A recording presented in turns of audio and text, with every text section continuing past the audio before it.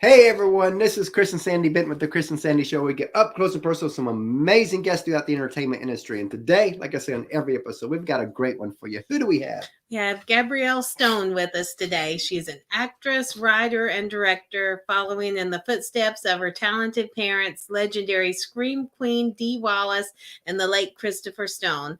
After a shocking revelation in her personal life in 2017, she went on a solo journey to Europe where she discovered how to heal and love herself. She wrote the best-selling book, Eat, Pray, #FML, and her follow-up book, The Ridiculous Misadventures of a Single Girl, gives readers an intimate look into what Gabrielle went through when she returned home from her grand European adventure and the challenges she faced as she tried to put the pieces back together. And we're excited to have her on the show and talk talk about all that and a lot then some more. So welcome to the show. Welcome. Hi, guys. Thank you for having me. I'm happy to be here. It's definitely our pleasure. Yes. So I always like to start the show out the same way. Mhm. Last 18 months have been rough for a lot of people. Oh, Yeah. So how has COVID affected you? And what have you done to maneuver through it? I think like you said, it's been a journey for everybody. And at That's the why I like to beginning, ask that question. yeah, Yes. at the beginning of the pandemic, everyone was like, well, now is your time to write the next great screenplay or sit down and do a novel. And I just wanted to binge watch my TV shows, order Postmates, You wanted and a break. yeah, I kind of was like feeling the weight of what the world was dealing with, and didn't really feel very creative. Mhm. Luckily, the book success really took off during COVID, and that was the first time that the first book really was getting the reach that it's getting now. So I was very thankful for that. And then by the fourth or fifth month, I was like, okay, it's time to sit down and actually finish the sequel book. So I used that time to get the second book out, and I'm so glad it's finally out, and I can now be like, here, readers, here is your sequel, and I'm done for a little bit. And I love that because we have so many different guests on the show, and I always like to ask that question because you never, it hits different people different. Like with us, we launched this show January of 2020, and our original plan was maybe 100 interviews first year, and then COVID happens, and I'm watching everything get shut down. And I told Sandy, I was like, we can't change COVID, but you know what? This may be our time to run hard. And because of that, we did over 300 interviews last year. That's and amazing. We're almost we'll be at 500 by I think Thursday. Yes. That's wild. I don't know how you guys do it. We have my podcast FML Talk that comes out once a week, and that's enough work for me on that end. Now, granted, we don't really edit because again, we're Right. show, so it does make it a little easier. Yeah, that makes it a little But easier. at the same time, you got to be careful because I try, there's sometimes you get guests on and where they stand on some things. So you try to guide around. Right. But so far we've done really good at that, Well, congratulations. That's awesome. So what are some hobbies you like to do outside of being an actress and writing? I love dancing, specifically salsa dancing is like one of my happy places. I love to travel, so I've been doing less of that during COVID, but we've found some creative ways. We've done some camping trips and some long drives to some outdoor places, and have still gotten that kind of itch going. But I love to travel. I love to see new places. And really, I've enjoyed being at home and spending time with my dogs and my boyfriend, and really kind of just like nesting in our new house has been really great. Awesome. Now, you coming from an entertainment background with your parents and all that, this may be a little different answer than a lot of people, but a lot of people would ask, when did you know you wanted to be an actress? But I like to go deeper than that. When did it click that could be a career move for you? When I first did my first film when I was 18, I remember walking off that set and being like, oh, I actually do want to do this and I don't want to do anything else. So I was acting for probably 8 or 9 years and then transitioned into directing, which I really love. I love having some more creative control over the product that's getting put out. And I've directed 2 films now that I've also been able to produce on, and it's been really nice to kind of jump behind the camera after being in front of it for so many years. And then the writing didn't start until my personal life kind of exploded in front of my face in 2017. Oh, wow. Yeah. So tell us how the first book came about. Yes, tell us more about that. So I was married for almost 2 years, found out my husband was having an affair with a 19-year-old for 6 months. Oh, wow. Filed for divorce, left, and shortly after that, I met a guy. We fell madly in love with each other and had this whirlwind romance. And he convinced me to join him on a month-long trip to Italy. Oh, wow. 48 hours before we were getting on the plane, he told me he needed to go by himself. And I was absolutely devastated, broke my heart like my ex-husband never could have done. And I was sitting on my bed in a pool of tears with a bottle of wine and was like, well, Gabrielle, you have a decision to make, and you can either stay at home heartbroken or you can go travel Europe for a month by yourself. So I took a backpack and did 6 countries over the span of a month. And on the trip, I wrote Eat, Pray, FML about it. Wow. Oh, that's amazing. So, before we get into the new book, tell us a little bit of your experiences in the first book so we can kind of get the people up to date. Yeah. So, I mean, the divorce is in there and how I found out about the cheating, but it's a very small part of the intro. It's like the first couple chapters. And because the real story is, the relationship I had after and the heartbreak and the journey it then sent me on. I lost my father when I was 6 years old, pretty traumatically. I walked in and found him dead on the floor from a heart attack, and then also lost my high school sweetheart in a car accident when I was 18. So I had a lot of fear of abandonment and, not feeling okay by myself and afraid to really be on my own. And this was the universe's clear way of making me go face all that head on.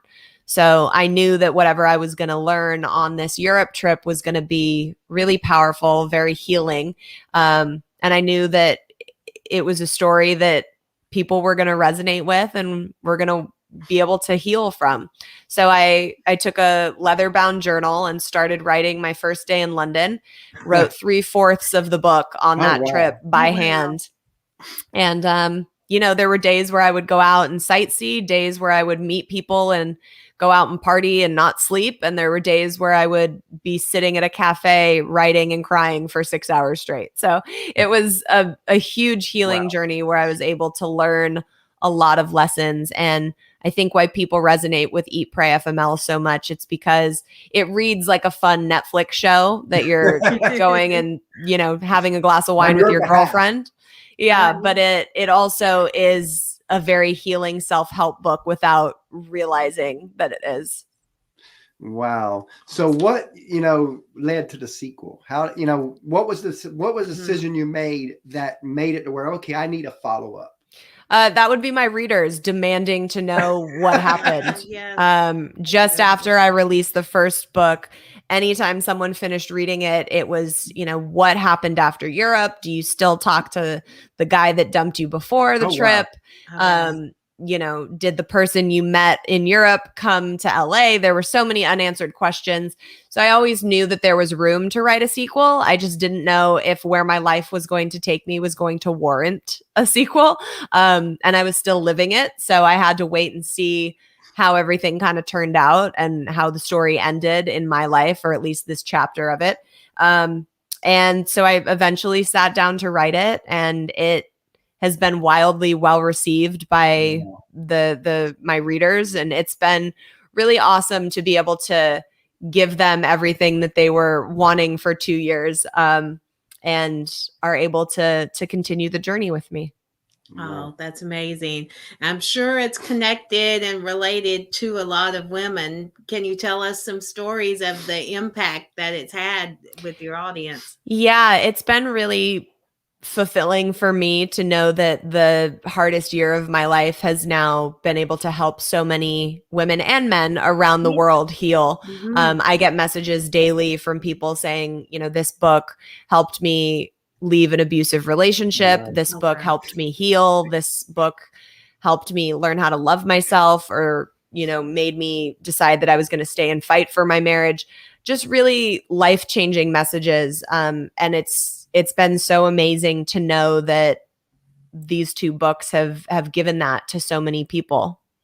Because it's one of the moments where a lot of women, when they're in situations, they don't, it's like, you got to make that decision. Do you leave or do you fight? She fought because, now granted, I never hit her or any of that. No, he didn't. But I went through 19 years of addictions, and the first 5 years of our marriage was through the addictions. But she fought for our marriage through that. So she was the strength when I was weak. But again, a lot of people would have that same story, but then the man didn't change. Right. Where they're 6 years in, 7 years in, because I've been sober now almost 14 years. So it's that's amazing. Congratulations. Well, thanks. So it's one of them things where you have to make a decision on, it's like, do you fight or do you stay? Yeah. And I think that it's different for everybody. I know people that have found out about cheating and have stayed to fight for their marriage and are wildly happy now and happy that they did. That was never an option for me. And I think if I'd have cheated, which in a way I cheated when you count the addiction. Addictions is still like a mistress in a way, and I think I've had, my brushes with people that are struggling with addiction. And I think that's a whole other thing to try and tackle. And it's really hard to be there and support someone through that. So I applaud you for that. Yeah, because, when we look back, we wouldn't have this show. We've got a 9-year-old and that's right. No, this was before almost 3-year-old little daughter. So I got sober before all that. Thank God. Yeah, thankfully. But again, it's one of the moments to where she could have lost it all. It's true. Because I made your decision. And so we don't. When we tell our story, I don't always tell people like, look, don't listen to what we did. You've got to figure out in your heart for your own.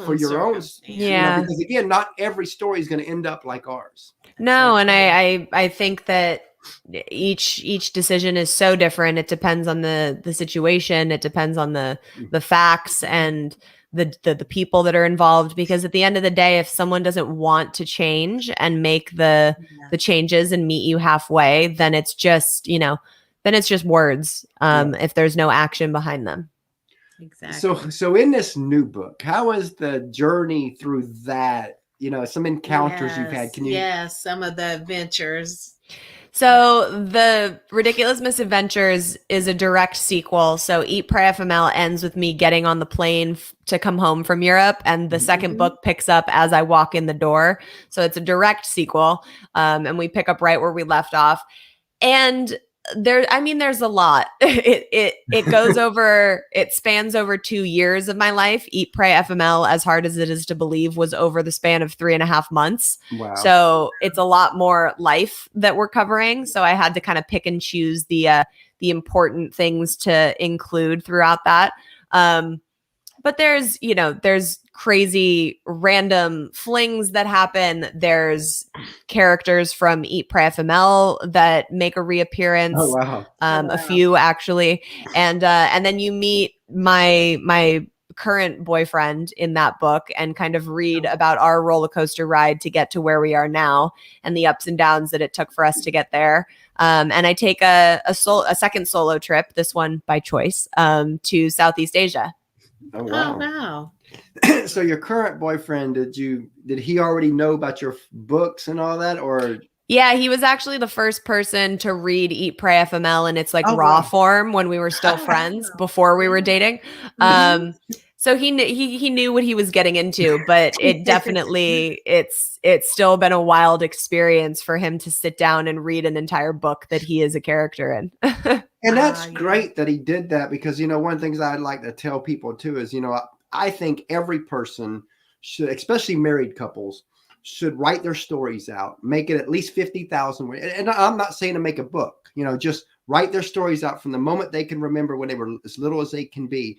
And the reason why I say 50,000 words is if you don't have a limit at that high, you'll write the good, you'll write the bad, but you won't write the ugly. And you got to have that. And the ugly is where you will learn who you are and why you do what you do. So this way, the couple, if they share those stories, now they know, okay, that's why she or that's why he does what he does. And so that's really great that he read that. Yeah. I mean, look, I think that anyone that reads these two books has a very good grasp of who I am as a person, why I do things, where things come from and stem from. But you're right. If people started a relationship reading a book about the other person, they would have such a better idea of who they really are and why certain things happen in their life and why they act certain ways and what their triggers are and how they can protect and have a healthier relationship if they choose to. Exactly. I love that. So let's flip the script and go a little bit back to the acting side.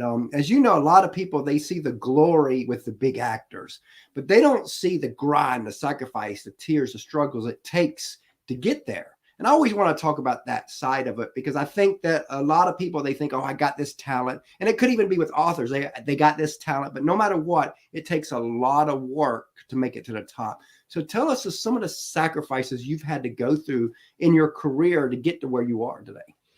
I think acting is one of the most cutthroat industries that you can choose to be a part of. Whenever people ask me for advice on if they're starting out in the industry, I say, unless you're really passionate about it and it's your dream, don't do it. Because it's a lot of no's. Same way. Yeah, it's a lot of no's. It's a lot of, you really have to have a thick skin and you really have to be able to keep your heart open through all of the rejection and hearing all of the negative responses. That being said, when you are on a set and get to shoot something, it's a incredible experience if it's something that you love. So for me, it was more about, defining who I wanted to be as an actress. It's always a juggling act when you're, in an industry where it's like book a job, or you don't pay rent. And not being able to be selective of the roles you take because you're relying on that income when you do book a job. So the books have really allowed me to kind of have the financial freedom to be able to pick and choose what projects I take, which I'm very thankful for. But it's a grueling business. And a lot of people don't understand that some of the movies they watch, those actors are getting paid $125 a day to be there for 12 hours. It's not always glamorous and A-list as it seems. And that's why I always want to talk about this. I think, a lot of people gloss over the grind side of it. Oh, definitely. And every show, I want to talk about that side of it, no matter what guests we have on, because I think so many times people think that there's all this glory. And really the glory is a short time. Right. Like even with our show, they see that we have 30 to 60 minute interviews and we enjoy this. And this is the fun part. This is the fun part. Yeah. But they don't see the reaching out back and forth, the trying to book people, the people that then unbook themselves and the people that say no, they don't see all that. And it's like, and that's the hard part, the getting through those moments of where you're like, are we ever going to go to that next level? Just like actors, are we ever going to go to that next level? Yeah, absolutely. And I mean, I experienced that in acting. I experienced that writing the second book, especially, was a lot harder for me to write. And there were days where I would just be in tears. And I think you never see what necessarily goes into it unless people choose to let you see that. So it's always good to remember that you never know what other people are going through. You never know what's happening behind the scenes. So to always lead with a little bit of grace. Well, there's a book, write a book on you writing a book. Yeah. I'm done writing books for a while after this last one. I'm on a break. So what is kind of next for you? So I just released a self-love healing journal that's kind of a step-by-step journal with prompts and stories that kind of allows people to dig into what their past traumas might be and how to heal and create a different narrative in their life. So I just came out with that. And we have my podcast, FML Talk, that airs every Wednesday. And we talk about all things, trauma, healing, love, heartbreak, lots of different stories on there and some incredible guests where we've created a really awesome community where people feel like they are safe to let their guard down and heal in a still fun and slightly, a little bit of profanity way. And so I'm looking to I'll be directing a project next year. So I'm jumping back behind the camera and just looking for whatever comes next, staying too busy sometimes. You talking about profanity and all that, like our buddy down there, that if you can see, his name's Joe. He does a podcast where it's nothing but profanity. It's funny. We're great friends, and our shows are two opposite things, but he's our buddy. Yeah. Oh, I love that. Hey, to each their own. Exactly. Yeah. So as you know, a lot of people, they see you, but they don't see the teams behind you. And in our opinion, the teams never get the love they deserve. So if you want to take a few moments to tell us about the team that's behind you. I have a very small team, and that is a blessing and a curse, because I have too much control to trust people. But I have my podcast producer, my good friend Jackie, who does everything behind the scenes at the podcast. And we just ended up partnering with Bespoke TV. They're our network that we are officially on. And other than that, like, it's me. I pack all the merch that we sell out of my office. It's me. I don't have people that run my social media. I answer all of my DMs that I get. It's all right here. You're looking at her. I'll be honest, when it comes to social media, I know people they believe different, but I believe social media is supposed to be personal. I can't ever imagine getting so big of a show that I don't handle my own social media. Yeah. And especially with the people that read my books, they send me such personal messages because it's such a personal journey that they've gone on with me. I would never feel comfortable with someone else running that. Although I feel like I never put my phone down, and I know that that's one way that I could alleviate some of the stress in my life, but it's too important for me to not be the one that's going through all those messages. I have a love-hate relationship with social media. Part of me is like, I want to move to a hut in Thailand and never be on it again. And the other part of me is like, well, it runs my business. So what's funny, you're talking about never putting your phone down. I remember when we first launched this show that I would not put emails on my phone because when we're out and about, I want to be out and about. Right. And then about mid last year, I was like, we're growing. We kind of need that. So I finally put email on the phone. And now it's like most of the shows we book is when we're out and about. So now I'm kind of, so it's a double-edged sword, although you want to be out and about and in the moment, but yet at the same time, most of the deals we've made has been when we're out and about. Yeah, it's tough. It's a balancing act. And I still have not found the answer on how to properly balance it. I think we've found a little bit of balance because we work together. So that helps. Yeah. So that kind of, if we didn't work together, it would really be hard to balance it all of doing all this and trying to book everything when we're out and about because we're always together anyway. So yeah. Well, that's good. I am a solo in that sense. I don't have anyone to split the load with, but so speaking of teams, we have a third co-host, our little 9-year-old that comes on and asks a few questions. So Sandy, I love that. I'll get him. And we've got an almost 3-year-old daughter that when she gets older, she'll be plugged into the show too. Oh, we are a family affair. That's awesome. I love that. And of course, there's some guests that come on where people are like, well, private message me. Are you sure you want little Chris to ask the questions to that part? I'm like, why am I judging that? There, because I'm like, right. He will ask anybody the questions because he's got fair questions. He's got kid questions. So yeah, I love that. That's great. How fun. What's up, dude? Oh, hi, Gabrielle. So what's your favorite food? Oh my God. My favorite food, I think, is sushi. Ooh. Is that good? Yes. And what's yours? Mine's pizza. Nice. That's a solid 9-year-old favorite food. And he would eat it all day long. Yep. So what's your favorite TV show? Right now, we are watching Grey's Anatomy, which is probably a little old for you. But what's your favorite TV show? Mine is SpongeBob. Nice. I'm a fan of the Bob from back in the day. And what's been cool with our show is, I wish my parents had this option, but they didn't.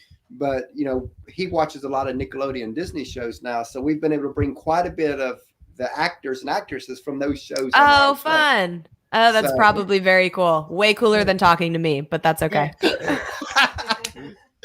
Cool. Yes, it is. So what's your favorite movie?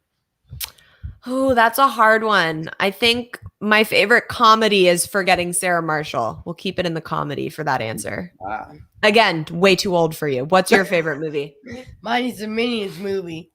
Oh, nice. My boyfriend's daughter really loves that movie too. It's a good choice.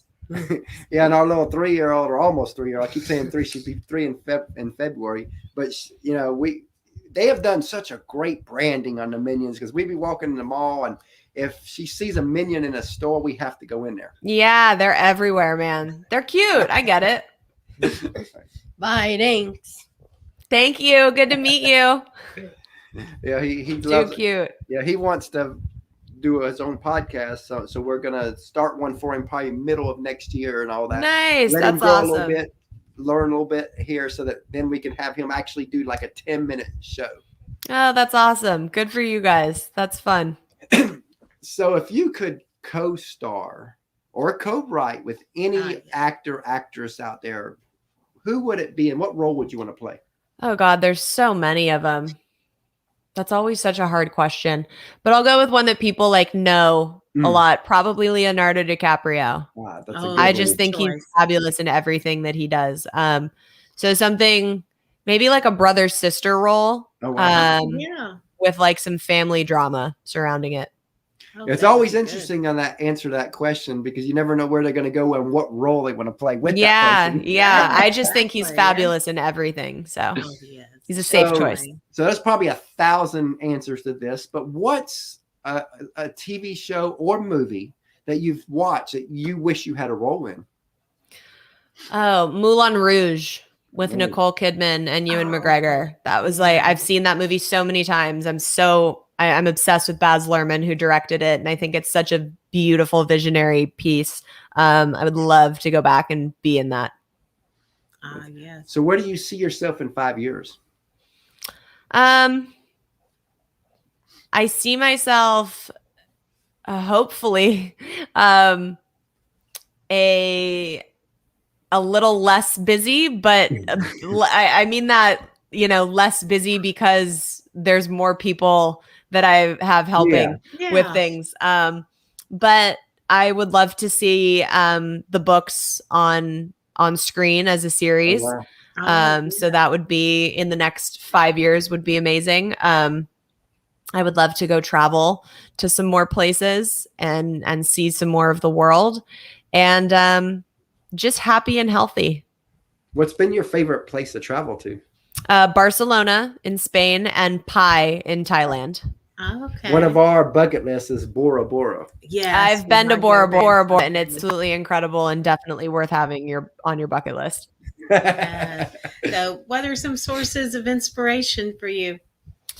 I get inspired from anything that moves me. So anything that drudges up emotions and makes me feel something, that is something that inspires me. So the 2 films that I wrote and directed are both films that just came out of my brain that I wanted people to feel something watching them, and experience and have a human experience watching them. So I think anything that can relate to emotions and healing and growth really is something that inspires me.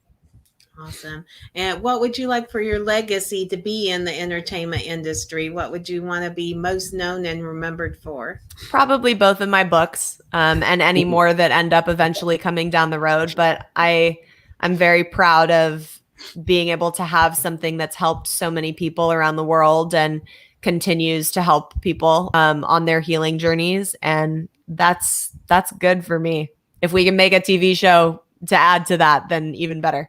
Wow. Yes. And if you could say anything to your fans, followers, and readers, what would you want to tell them? I would say that there is always hope. And no matter how dark it may seem with what you're going through right now, there is a light at the end of the tunnel, and it is more beautiful than you could ever imagine. So keep going. Now, let's say you had a friend of yours and they feel like they're supposed to do the entertainment industry, that whether they're an actor or a musician, you know, whatever, but they feel this is it. This is what they're supposed to do with their life. What advice would you give that specific person to kind of help guide them the next few years? Keep your heart open. It's as simple as that. You know, there's going to be a lot of no's and there's going to be a lot of ups and downs, but stay the course, keep your heart open, and be your authentic self. And I love that about authentic, because I remember when we first launched this show, I reached out to a Nashville friend of mine and I asked him what advice he would give me. Mm-hmm. And I'll never forget his answer. He says, whatever you do, be and stay authentic. He said, you can tell every Bobby Bones joke. You could tell every Ty Bentley joke, because he knew I looked up to those too. And he said you might even be good at it and create an audience around that. He says, but the day will come when Authentic Chris comes out. And when that day comes, you'll lose every bit of your audience because they were never attracted to that. He says, your show may grow slower, right, but you'll gain the right audience in the meantime. Yeah, that's great advice. I love that. And that's spot on.